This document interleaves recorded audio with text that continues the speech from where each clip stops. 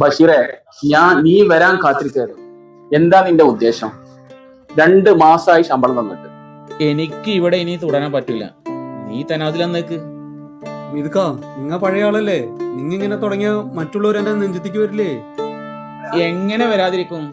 അങ്ങനത്തെ പണിയല്ലേ നീ ചെയ്യണത്. ശമ്പളം കൊടുക്കാതെ നീ മുഴുവനും തീരുമാനം നടത്തിയിട്ട് എന്റെ കാര്യങ്ങള് നീ നടത്തുന്നുണ്ടല്ലോ. ആത്മാർത്ഥമായി പണിയെടുക്കുന്നത് നീ പരിഗണിക്കുന്നില്ല. ഞാൻ ഇന്ന് വൈകുന്നേരം നിങ്ങളുടെ ശമ്പളം തന്നേക്കാം. അത് പറ്റൂല, എല്ലായിടത്തും കൊടുക്കണം. നിങ്ങളുടെ നാട്ടുകാരെ ആജിക്ക തുടങ്ങിയ ഹോട്ടലാണ് ഇത്. ഞാൻ അന്ന് മുതലുള്ള ആളാണ്. മൂപ്പരെ ജോലിക്കാരെ പരിഗണിച്ചിട്ടേ എന്തും ചെയ്യുമായിരുന്നുള്ളൂ. ബഷീറെ, ഹാജിക്ക് ഇവിടുന്ന് വിട്ടുപോകുമ്പോ ഞങ്ങളോട് എന്താ പറഞ്ഞതെന്ന് എനിക്കറിയോ? അമീത, സത്താറെ, ഈ ഹോട്ടൽ എടുത്തിട്ട് എന്റെ നാട്ടുകാരാണ്. നിങ്ങൾ എങ്ങനെ എന്റെ കൂടെ വന്നിരുന്നോ അതേപോലെ നിങ്ങൾ അവരുടെ കൂടെ നിൽക്കണം. ഹാജിക്ക, അത് നിങ്ങൾ പ്രത്യേകം പറയേണ്ട ആവശ്യമുണ്ടോ? നമ്മൾ ഇൻഷാ അല്ലാഹ് ഉഷാറായി കൂടാണ്. എന്നിട്ട് ഞങ്ങൾ ഉഷാർ കുറച്ചിട്ടില്ല. പക്ഷെ ആജിക്കാന്റെ ഗുണം നാട്ടുകാരായ നിങ്ങൾക്ക് കിട്ടിയിട്ടില്ല. അമീദ്ക്ക, ഞാൻ എന്താ ചെയ്യേണ്ടത്?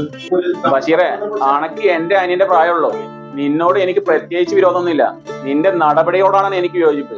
അധ്വാനിക്കുന്നവന്റെ വിയർപ്പ് പറ്റുന്നതിന്റെ മുമ്പ് കൂലി കൊടുക്കണം എന്നാണ് നബിവചനം. അത് നിനക്കറിയുന്നതല്ലേ? അത് കേട്ട് പഠിക്കാനുള്ളതല്ല, ജീവിതത്തിൽ പ്രയോഗവൽക്കരിക്കാനുള്ളതാണ്.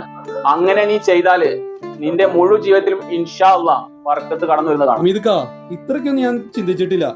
ഇൻഷാ അല്ലാഹ് ഈ നിമിഷം മുതൽ നിങ്ങൾ പറഞ്ഞതുപോലെ ഞാൻ മുന്നോട്ട് പോകും.